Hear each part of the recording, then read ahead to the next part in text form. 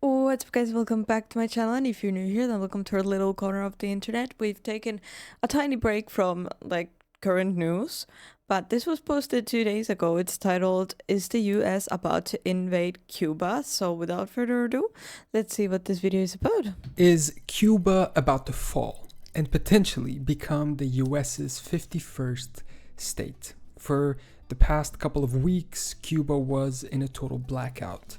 At the same time, they have no oil and no fuel since the US attacked Venezuela and threatened them to the point that trade with Cuba stopped. The historical US embargo of the island turned into an effective trade blockade that is even preventing any food and humanitarian aid from entering the island.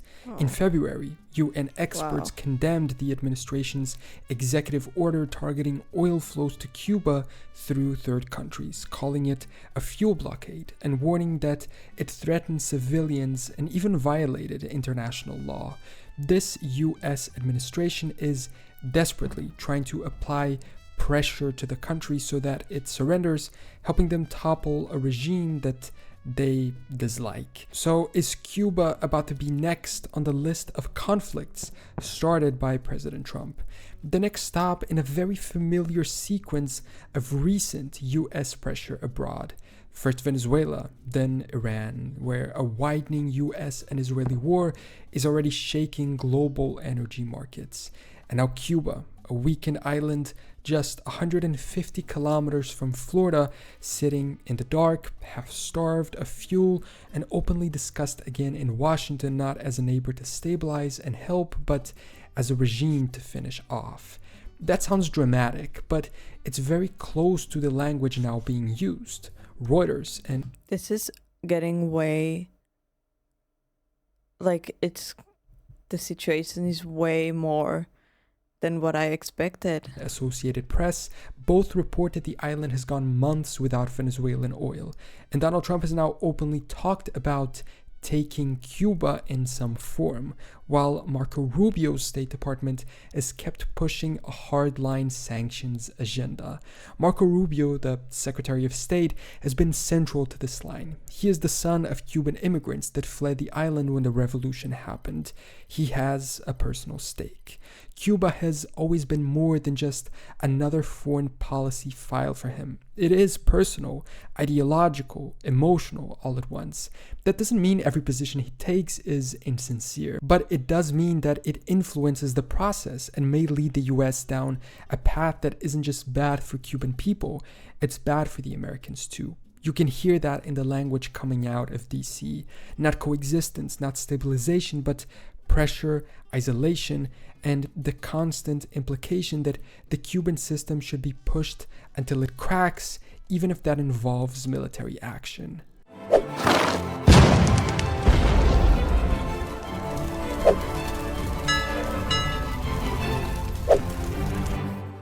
Cuba isn't just one island. It's an archipelago of more than 4,000 islands, cays, and islets in the northern Caribbean, sitting at the meeting point of the Gulf of Mexico, the Atlantic, and the Caribbean Sea. It's the largest island in the Caribbean, stretched out like a long bridge between North America and the rest of the Antilles, with Florida very It kind of looks like a fish. nearby. That geography is tied to its destiny, sort of. Cuba is close enough to the United States to be imagined as an extension of its strategic backyard, as it once was. We're going to talk about that in a minute. But it's also separate enough to remain its own world, as it has been lately. It sits beside shipping lanes, near the mouth of the Gulf, near the Yucatan Channel, near Haiti, Jamaica, and the Bahamas. Any major power looking at the Caribbean looks at Cuba first. Even that name carries a sense of mystery and scale. Historians generally believe that Cuba comes from a Taíno language. The exact derivation is uncertain. Some suggestions translate it as something like where fertile land is abundant. Others translate it as great place. There's also a few older hypotheses tying the name to Cuba in Portugal, usually floated by people that believe Columbus himself may have been Portuguese. Whatever the true answer, the uncertainty feels appropriate because Cuba has always been a place onto which outsiders project meaning. Fertile land, strategic island, sugar colony, a crossroad for pirates, a slave society, and then all the way in the 20th century, a Cold War frontline, then a revolutionary symbol, and now something like a failed state and sanctioned outpost. Everyone has had a version of Cuba in their head, and almost all of them are true at the same time. Long before any empire arrived, people had already been living on the island for thousands of years. Human settlement goes back roughly. I instantly obviously feel so bad for the civilians because they just said that they've been without electricity or anything for 2 weeks already. That must be so tiring for the people. People had already been living on the island for thousands of years. Human settlement goes back roughly 6,000 years, likely through migrations from northern South America or Central America. By the time Columbus reached the island in October of 1492, Cuba wasn't empty or undiscovered. It was inhabited, cultivated, spoken for. In the western part of the island, descendants of earlier settlers still survived and were recorded later as the Guanahatabe. So the story of Cuba doesn't begin with Europe. It begins like so many other American stories with a world that colonization partly erased and then tried to rename. Spanish rule transformed the island brutally, and the island that we know today is very much more connected to Spain than it is to the indigenous background. Indigenous labor was forced into the encomienda system, and disease plus conquest kind of shattered the native population within generations. Cuba then developed into something slightly different from the stereotype of the pure plantation island, like others in the Caribbean were. It certainly became a slave society, and on a vast scale, especially as sugar expanded and hundreds of thousands of enslaved Africans were brought to the island in the late 18th and early 19th centuries. But it also had cities, ports, military outposts, and an urban colonial culture tied tightly to the Spanish Empire.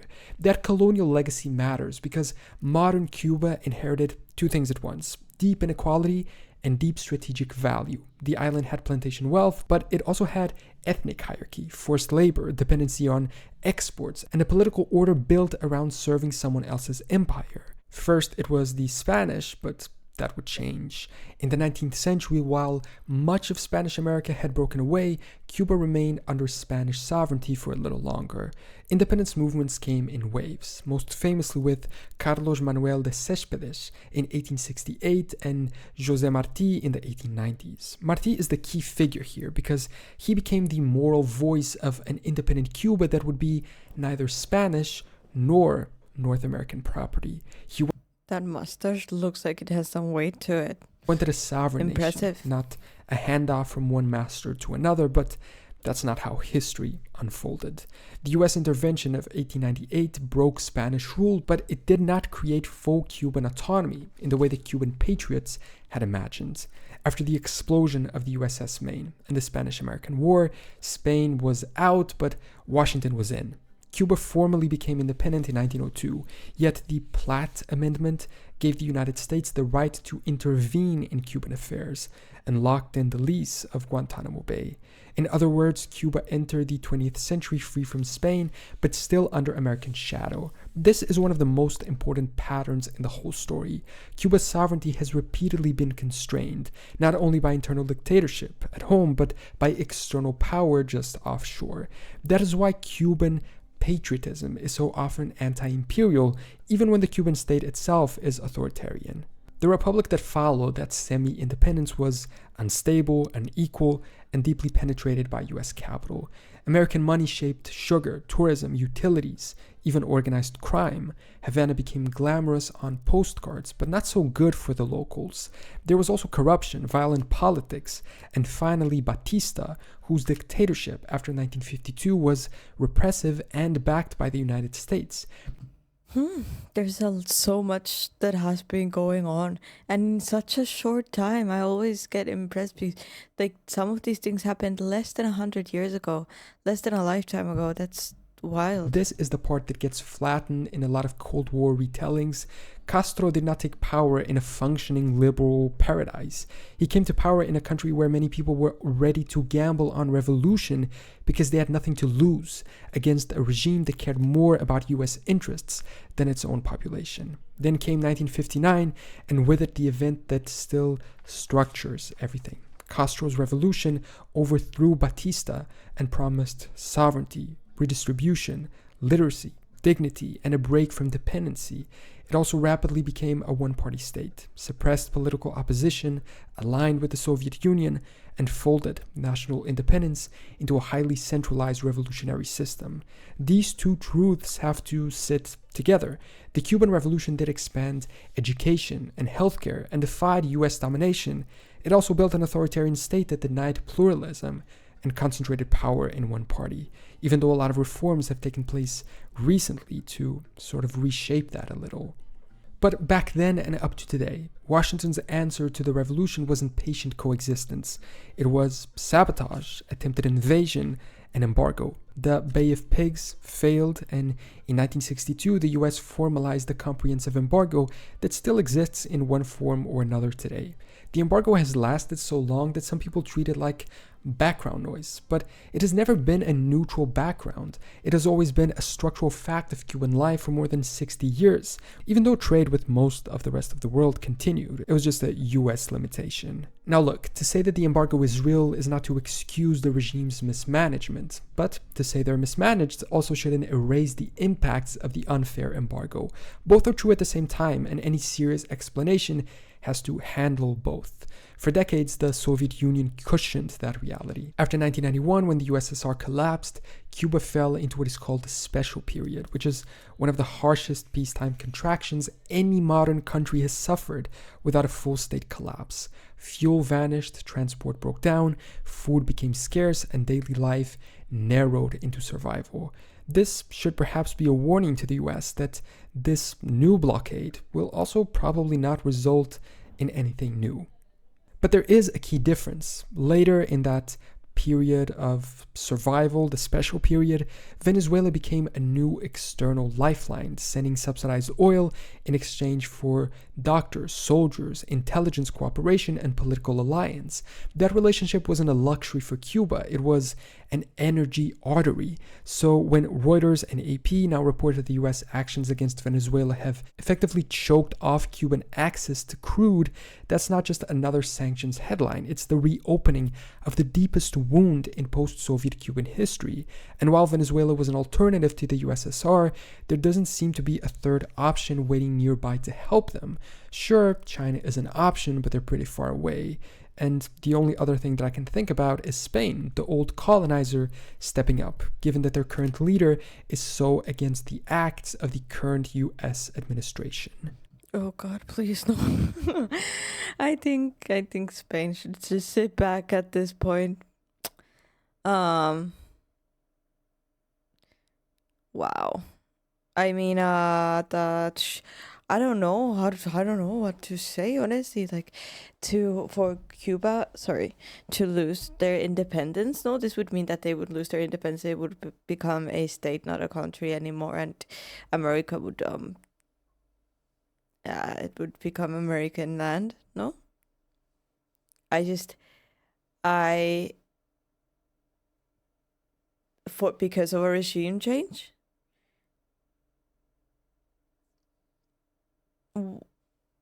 How, but what I fail to understand is how does Cuba affect America directly. I mean, I understand that if the regime is bad and their people are suffering, there's something that has to be done about it. But like, how, if they don't have any trade anymore, like, why is it, why? Whose business is it, And this is where the present crisis snaps into focus. When Trump says that he could take Cuba and that he would be honored to be the president that does it, it lands differently in 2026 than it would have as a random provocation some decades ago. It lands in a moment where the island is palpably weaker, when Washington has more leverage and has lost all shame on the international stage after intervening in Venezuela and Iran. Venezuela has been neutralized as a supplier, and the language of intervention has already been normalized elsewhere. Rubio's hardline role matters here too, because he embodies a specific Miami to Washington political tradition that has never really believed in accommodation with Havana, only in pressure until surrender. The Cuban government, for its part, is not blameless, and saying that should not be controversial. It has overseen a rigid economic model, punished dissent, centralized too much decision-making, and often reacted too slowly or too defensively to obvious structural failures.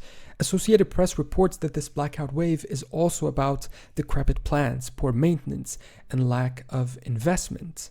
Of course, you can argue that the US embargo had a role in not allowing them to do those things, but it wasn't the only element. And here is the part that should make everyone pause. A collapsing Cuba is not automatically a freer Cuba, and outside strangulation is not the same as democratic transition.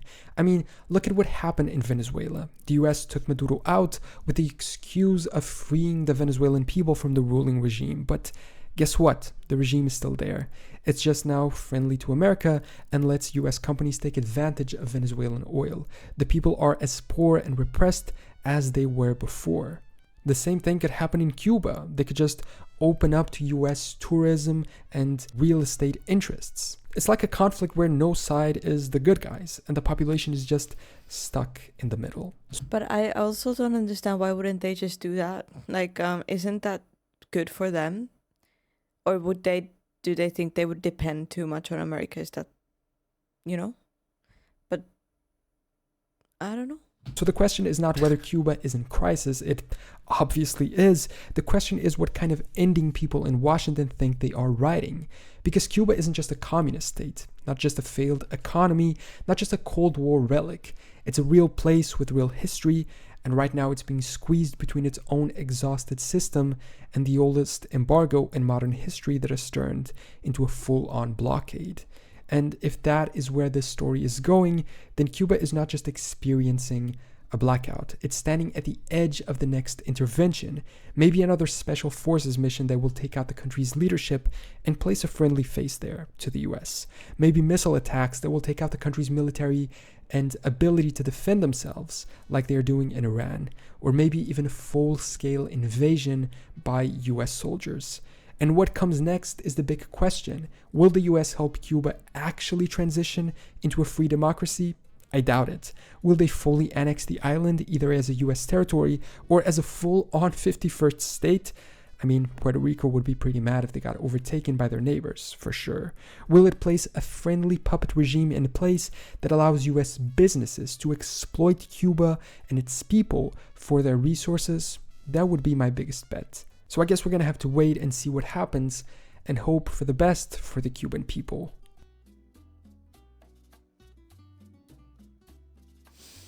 What a situation, honestly. I mean, something sure is going to happen, and I think Cubans also deserve a change, but I have no idea what's going to happen, because you can't know, I guess.